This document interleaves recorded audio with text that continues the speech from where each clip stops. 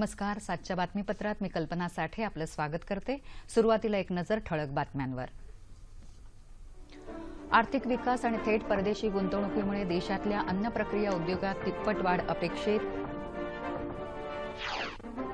कावेरी पाणी वाटपाबाबत सर्वोच्च न्यायालयाच्या सुधारित निर्देशाचं पालन करण्याचा कर्नाटकचा निर्णय. शांतता राखण्याचं पंतप्रधानांचं आवाहन. भूसंपादन आणि पर्यावरण विभागाकडून मिळणाऱ्या आवश्यक परवानग्याअभावी मुंबई गोवा राष्ट्रीय महामार्ग विकासाची रखडपट्टी. नितीन गडकरी. अॅट्रॉसिटी कायद्यात सुधारणा करण्याची विनायक मेटे यांची मागणी. मराठा मोर्चे दलित विरोधी नसल्याची स्पष्टोक्ती. वेगळ्या विदर्भासाठी आंदोलन तीव्र करण्याचा विदर्भ राज्य आंदोलन समितीचा मुंबईत पत्रकार परिषदेत इशारा. संयुक्त महाराष्ट्राच्या हुतात्म्यांचं बलिदान व्यर्थ जाऊ देणार नाही असं सांगत मनसेकडून विदर्भ राज्य समितीला अटकाव. आणि श्रद्धा आणि समर्पणाचा संदेश देणारी ईद उल जुहा देशात सर्वत्र साजरी.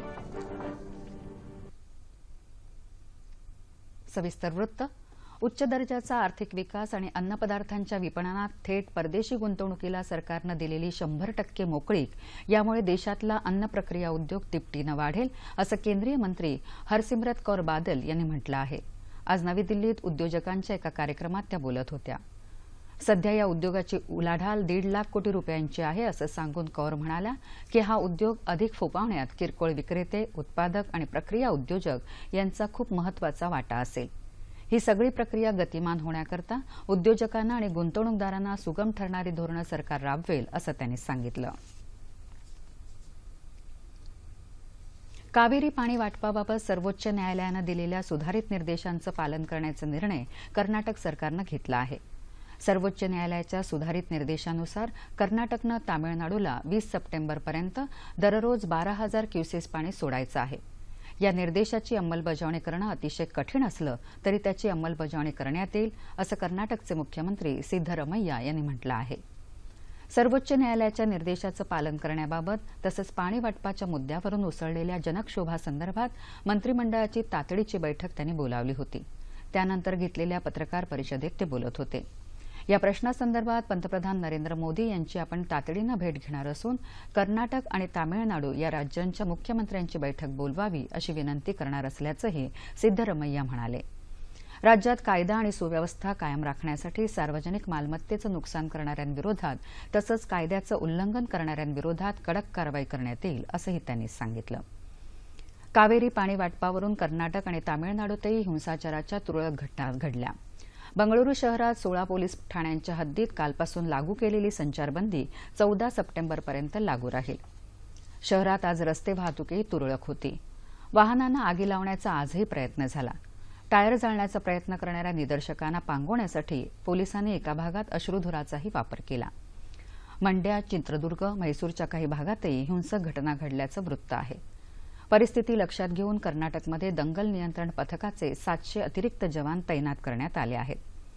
दरम्यान कावेरी पाणी वाटपावरून कर्नाटक आणि तामिळनाडूत निर्माण झालेली परिस्थिती दुःखदायक असून जनतेनं संयम बाळगून शांतता आणि सलोखा राखावा असं आवाहन पंतप्रधान नरेंद्र मोदी यांनी केलं आहे. हिंसाचाराद्वारे कोणत्याही प्रश्नाचा तोडगा निघू शकत नाही असंही पंतप्रधानांनी म्हटलं आहे. माहिती आणि प्रसारण मंत्री व्यंकय्या नायडू यांनीही आज दोन्ही राज्यातल्या नागरिकांना शांततेचं आवाहन केलं. त्याचबरोबर अशा प्रकारच्या घटनांमध्ये इलेक्ट्रॉनिक प्रसारमाध्यमांनी देखील संयम बाळगायला हवा. हिंसाचाराची दृश्य वारंवार दाखवली जाऊ नयेत असं त्यांनी सांगितलं. माहिती आणि प्रसारण मंत्रालयानं यासंदर्भात मार्गदर्शक तत्व जारी केली आहेत.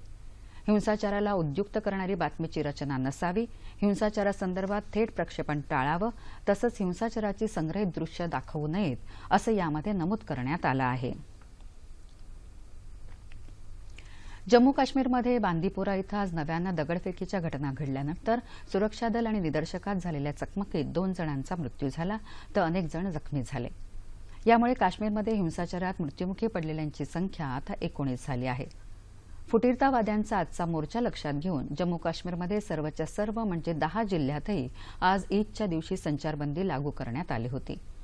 परिस्थितीवर लक्ष ठेवण्यासाठी हेलिकॉप्टर्स आणि ड्रोन्सची मदत घेण्यात आली. दक्षिण काश्मीरमधल्या अनंतनाग जिल्ह्यातही हिंसाचाराचं वृत्त आहे. दरम्यान जम्मू काश्मीरच्या पूंछ भागात लपलेल्या दहशतवाद्यांविरुद्ध लष्कराची मोहीम आज तिसऱ्या दिवशी संपल्याचं वृत्त नुकतंच हाती आलं आहे. भूसंपादन आणि पर्यावरण विभागांच्या आवश्यक परवानग्या अजून मिळालेल्या नसल्यानं आणि अतिक्रमणं हटवण्यात दिरंगाई होत असल्यानं मुंबई गोवा राष्ट्रीय महामार्गही धोकादायक झाला आहे असं मत केंद्रीय भूपृष्ठ वाहतूक मंत्री नितीन गडकरी यांनी व्यक्त केलं आहे. आज मुंबईत एका कार्यक्रमात ते बोलत होते. या महामार्गाच्या चौपदरीकरणासाठी केंद्र सरकारनं 12,000 कोटी रुपयांची योजना आखली असून 2018 सालापर्यंत या महामार्गाचं संपूर्ण काँक्रिटीकरण करणं या योजनेत अपेक्षित आहे. गेल्या 2 वर्षात रस्त्यावरच्या अपघातात बळी पडणाऱ्यांची संख्या वाढली असून ती कमी करण्यावर आमचा भर राहील असं सांगून गडकरी म्हणाले की याकरता देशभरात 786 धोकादायक ठिकाणं निश्चित करण्यात आली असून इथली परिस्थिती सुधारण्याकरता 11,000 कोटी रुपयांची योजना आखण्यात आली आहे. भूसंपादन आणि पर्यावरण विभागाकडून ना हरकत प्रमाणपत्र लवकर मिळालं असतं तर राज्यात महाड इथला सावित्री पूल कोसळण्यापूर्वीच त्याला पर्यायी पूल बांधून झाला असता असंही ते म्हणाले. राज्याचे कृषी मंत्री पांडुरंग फुंडकर यांनी आज मुंबईत इंडो इस्रायल कृषीविषयक केंद्राचं उद्घाटन केलं. भारत आणि इस्रायल यांच्यातले कृषीविषयक संबंध आणि भारताकडून वापरण्यात येणारं अत्याधुनिक इस्रायली तंत्रज्ञान याबाबतची विस्तृत माहिती आता या केंद्रातून मिळू शकेल. भारताची कृषीविषयक प्रगती अधिक झपाट्यानं व्हावी याकरता इस्रायली तंत्रज्ञानाची मदतही भारताला मिळणार आहे. भारत आणि इस्रायल यांच्यातल्या औद्योगिक संबंधाचं हे एक नवं पर्व म्हणता येईल. अॅट्रॉसिटी कायद्यात सुधारणा करण्याची गरज शिवसंग्राम पक्षाचे नेते विनायक मेटे यांनी व्यक्त केली आहे. ते आज पुण्यात पत्रकार परिषदेत बोलत होते. अॅट्रॉसिटी कायद्याचा अभ्यास करून त्यानंतरच सुधारणेसंदर्भातल्या शिफारसी केंद्राकडे पाठवाव्यात असंही त्यांनी सुचवलं. अॅट्रॉसिटीचा मराठा समाजावर गैरवापर होत असल्याचा दावाही त्यांनी केला. कोपर्डी घटनेनंतर मराठा समाजात अस्वस्थता असून मोर्चाद्वारे मराठा समाज ही अस्वस्थता व्यक्त करत आहे.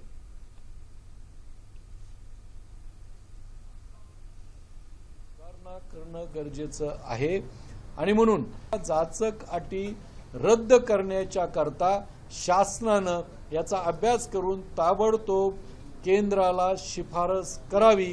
काही लोक याला मराठा समाज आणि दलित समाजामध्ये सामाजिक तेढ निर्माण होईल अशा पद्धतीचा प्रयत्न करत आहेत.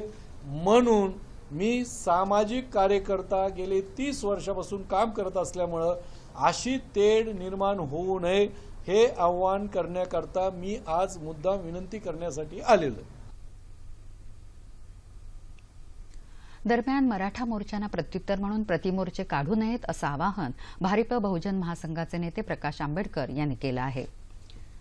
वेगळ्या विदर्भाच्या मागणीसाठी विदर्भाच्या वेगवेगळ्या तालुक्यातून लवकरच दिंड्या निघतील आणि येत्या 5 डिसेंबरपर्यंत नागपूरला पोहोचल्यानंतर विधान भवनावर मोर्चा काढण्यात येईल असा इशारा माजी आमदार वामनराव चटप यांनी दिला आहे. विदर्भ राज्य आंदोलन समितीच्या वतीने आज मुंबईत घेतलेल्या एका पत्रकार परिषदेत ते बोलत होते.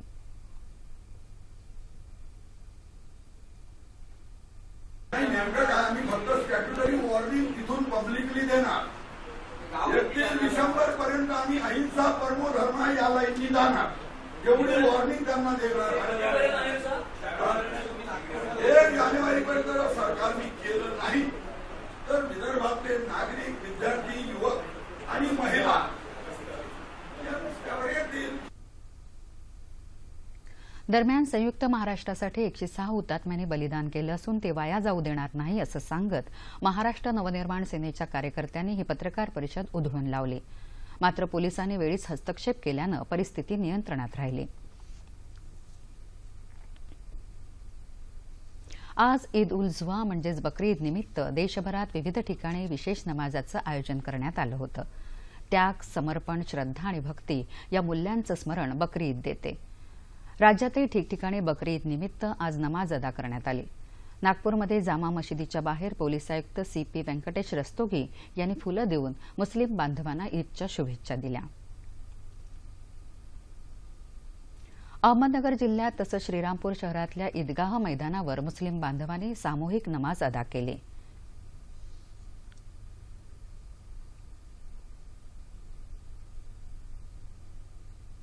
मुंबईत अँटॉफिल इथं महफिल ए जहांगीरिया इंतिजामिया समितीतर्फे ईद निमित्त नमाज अदा करण्यात आली.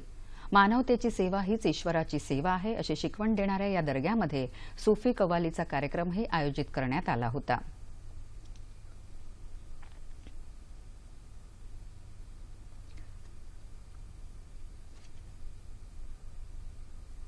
औरंगाबाद इथंही मुस्लिम बांधवांनी मोठ्या संख्येनं सामूहिक नमाज पठण केलं. त्यानंतर मुस्लिम बांधवांनी एकमेकांना ईदच्या शुभेच्छा दिल्या. नाशिकच्या ईदगाह मैदानावर सार्वजनिक नमाज पठण करण्यात आलं. नाशिकचे खतीब यांनी नमाज पठणाच्या वेळी पाळावयाच्या नियमांची माहिती देतानाच राष्ट्रीय एकतेचं आवाहनही केलं. जळगाव शहरातही बकरी ईद साजरी करण्यात आली. शहरातल्या ईदगाह मैदानावर एकत्रित नमाज पठण करून मुस्लिम बांधवांनी शुभेच्छा दिल्या. कोल्हापूर जिल्ह्यात आणि शहरातल्या विविध मशिदीमध्ये सामूहिक नमाज पठण करण्यात आलं. सर्वांनीच विश्वबंधुत्व आणि शांततेच्या संदेशाचं पालन करण्याचं आवाहन यावेळी करण्यात आलं. बुलढाणा जिल्ह्यात खामगाव शहरात मुस्लिम बांधवांनी बकरी ईद उत्साहात साजरी केली. नमाज अदा करून मुस्लिम बांधवांनी सामूहिक प्रार्थनाही केली. जालना अंबड वडीगोद्री रस्त्याचं चौपदरीकरण करून रस्ता तातडीनं दुरुस्त करावा या मागणीसाठी राष्ट्रवादी काँग्रेसच्या वतीनं आज जालना जिल्ह्यातील अंबड इथं भव्य मोर्चाचं आयोजन करण्यात आलं. अंबड शहरातील पचवत चौफुली रस्त्यापासून उपविभागीय कार्यालयावर हा मोर्चा नेण्यात आला. राष्ट्रवादीचे आमदार तसंच माजी मंत्री राजेश टोपे यांच्या नेतृत्वाखाली मोर्चा काढण्यात आला. जालना अंबड वडीगोद्री रस्त्यावर होणाऱ्या अपघातांची जाणीव सरकारला व्हावी आणि नागरिकांचे जीव वाचावेत यासाठी रस्त्याचं काम तात्काळ सुरू करावं अशी मागणी मोर्चा दरम्यान करण्यात आली. या मोर्चात अपघातग्रस्त नागरिकांचा देखावा सर्वांचं लक्ष वेधून घेत होता.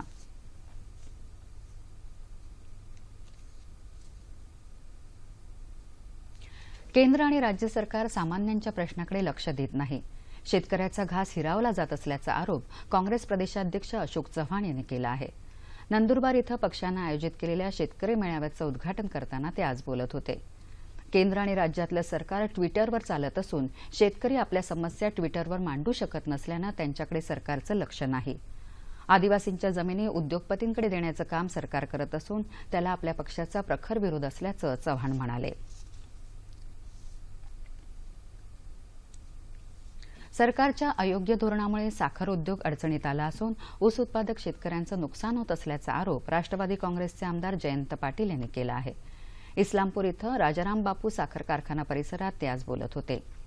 या कारखान्याची गाळप क्षमता 4,000 वरून 7,000 मेट्रिक टन करण्यात आली आहे. तसंच 28 मेगावॅटचा सहवीज निर्मिती प्रकल्प नव्यानं उभारण्यात आला आहे. कारखाना विस्तार आणि वीज निर्मिती प्रकल्पाच्या उभारणीमुळे साखर उत्पादन क्षमता दुप्पट होणार आहे. भविष्यात साखरेला चांगला दर मिळण्याची शक्यता असताना साखर साठवून ठेवण्यावर बंदी घालण्यात आली आहे. त्यामुळे मिळेल त्या दरात साखर विकण्याशिवाय पर्याय राहिला नसल्याचंही पाटील म्हणाले. पुणे शहर आणि जिल्ह्यात डेंग्यू पाठोपाठ चिकुनगुन्याचाही फैलाव झाला असल्यानं दवाखान्यात रुग्णांची गर्दी वाढत आहे. पालिकेच्या कमला नेहरू रुग्णालयात ताप आणि सर्दीचे 150 ते 200 रुग्ण असून त्यांना मोफत औषध पुरवठा करण्यात येत आहे. आणि त्यामुळे वातावरणामधला जो टेम्परेचर जर वाढला आणि स्वच्छ पाणी ज्या ज्या जागी साठतात, उदाहरणार्थ टेरेसवर किंवा झाडांच्या फांद्यामध्ये पण एखादी जर हे असेल तिथे जर पाणी साठलं तर तिथं ब्लीडिंग होऊ शकतो. त्यामुळे वातावरणामध्ये हा जो बदल आहे त्यामुळे डेंग्यूची संख्या वाढली. पालिकेच्या वतीनं शहर आणि उपनगरात औषध फवारणी सुरू आहे. नागरिकांनी परिसर स्वच्छ ठेवावा असं आवाहन पालिकेनं केलं आहे.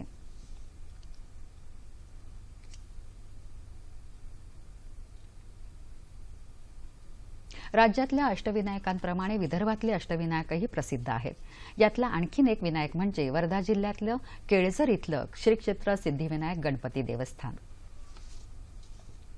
विनायकांपैकी वर्धा जिल्ह्यातल्या केळझर इथलं श्री सिद्धिविनायक गणपती देवस्थान एक आहे. नागपूरपासून वर्धा रोडवर 52 किलोमीटर अंतरावर तर वर्ध्यापासून नागपूर रोडवर 25 किलोमीटर अंतरावर केळझर आहे.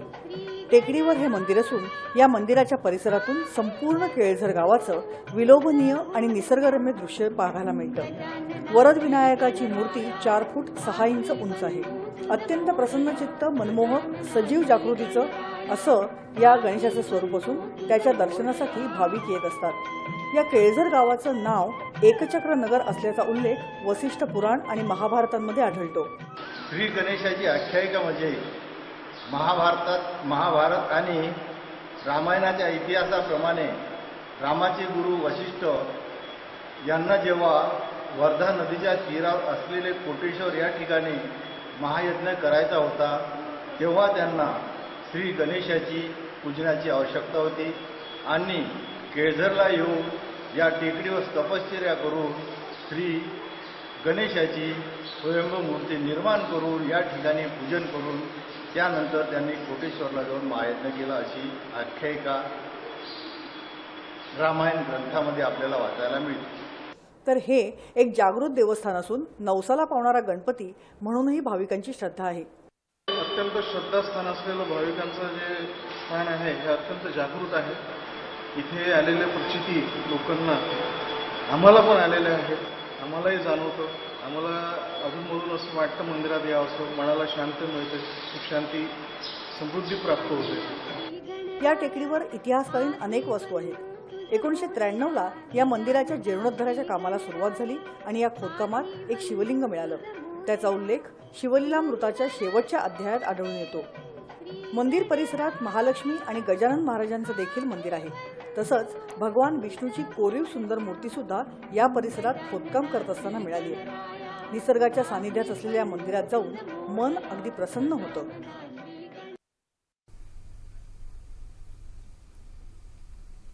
कोल्हापूरमधल्या विभागीय क्रीडा संकुलाचं काम कुर्मगतीनं सुरू आहे. याकडे लक्ष वेधण्यासाठी शिवसेनेच्या जिल्हा शाखेनं आज प्रतिकात्मक आंदोलन केलं. राज्य शासनानं कोट्यवधी रुपयांचा निधी मंजूर केला, मात्र जिल्हा प्रशासन आणि जिल्हा क्रीडा कार्यालयानं या विभागीय क्रीडा संकुलाच्या कामाकडे गांभीर्यानं लक्ष दिलं नाही. जलतरण तलाव, बॅडमिंटन कोर्ट यासह अनेक कामं अजून प्रलंबित आहेत. जलतरण तलावात सांडपाणी साठलं असून कचऱ्याचे ढीग, वाढलेलं गवत यामुळे क्रीडा संकुलाला अवकळा प्राप्त झाल्याचं शिवसेनेचं म्हणणं आहे. संकुलाचं काम निकृष्ट दर्जाचं असून त्यासाठी ठेकेदार जबाबदार असल्याचा आरोप करण्यात येत आहे.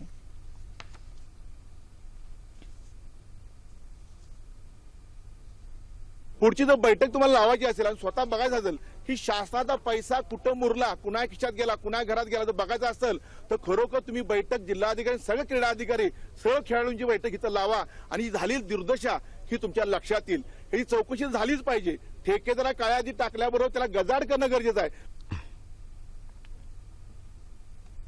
सुप्रसिद्ध कवी, चित्रपट निर्माते, दिग्दर्शक, माजी आमदार रामदास फुटाणे यांना यंदाचा यशवंतराव चव्हाण स्मृती समारंभ समितीचे मार्गदर्शक भगवानरावजी लोमटे यांच्या स्मृतीप्रित्यर्थ दिला जाणारा पुरस्कार जाहीर झाला आहे. या पुरस्काराचं हे 4थं वर्ष आहे. 25,000 रुपये रोख, सन्मानचिन्ह, सन्मानपत्र आणि शाल श्रीफळ असं या पुरस्काराचं स्वरूप आहे.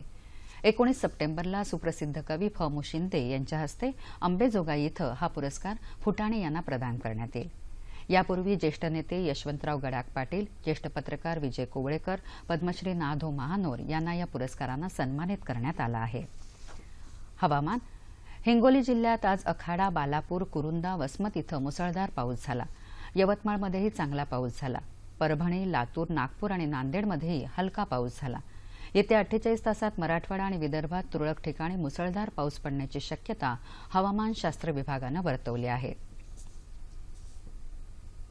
तापमान °C मुंबई कमाल 30, किमान 24, नागपूर 32 आणि 23, पुणे 30 आणि 21, औरंगाबाद 30 आणि 23, नाशिक 30 आणि 20, कोल्हापूर 29 आणि 21, रत्नागिरी 31 आणि 23, सोलापूर 28 आणि 23 आणि अमरावती कमाल 28 आणि किमान 22°C. शेवटी पुन्हा एकदा ठळक बातम्या. आर्थिक विकास आणि थेट परदेशी गुंतवणुकीमुळे देशातल्या अन्न प्रक्रिया उद्योगात तिप्पट वाढ अपेक्षित. कावेरी पाणी वाटपाबाबत सर्वोच्च न्यायालयाच्या सुधारित निर्देशाचं पालन करण्याचा कर्नाटकचा निर्णय. शांतता राखण्याचं पंतप्रधानांचं आवाहन. भूसंपादन आणि पर्यावरण विभागाकडून मिळणाऱ्या आवश्यक परवानग्याअभावी मुंबई गोवा राष्ट्रीय महामार्ग विकासाची रखडपट्टी. नितीन गडकरी. अॅट्रॉसिटी कायद्यात सुधारणा करण्याची विनायक मेटे यांची मागणी. मराठा मोर्चे दलित विरोधी नसल्याची स्पष्टोक्ती. वेगळ्या विदर्भासाठी आंदोलन तीव्र करण्याचा विदर्भ राज्य आंदोलन समितीचा मुंबईत पत्रकार परिषदेत इशारा. संयुक्त महाराष्ट्राच्या हुतात्म्यांचं बलिदान व्यर्थ जाऊ देणार नाही असं सांगत मनसेकडून विदर्भ राज्य समितीला अटकाव. आणि श्रद्धा आणि समर्पणाचा संदेश देणारी ईद उल जुहा देशात सर्वत्र साजरी. याबरोबरच हे बातमीपत्र संपलं. आज ईद उल जुहा इस्लाम धर्माचा हा प्रमुख सण त्याग आणि समर्पणाचा संदेश देणारा मानला जातो. या सणाचं सामाजिक महत्त्व आणि इस्लामची शिकवण याविषयी मार्गदर्शन करण्यासाठी ज्येष्ठ विचारवंत अब्दुल कादिर मुकादम यांना आज रात्री 9:30च्या बातमीपत्रात निमंत्रित करण्यात आलं आहे. तेव्हा पुन्हा भेटूया पुढील बातमीपत्रात आपल्या सह्याद्री वाहिनीवर. नमस्कार.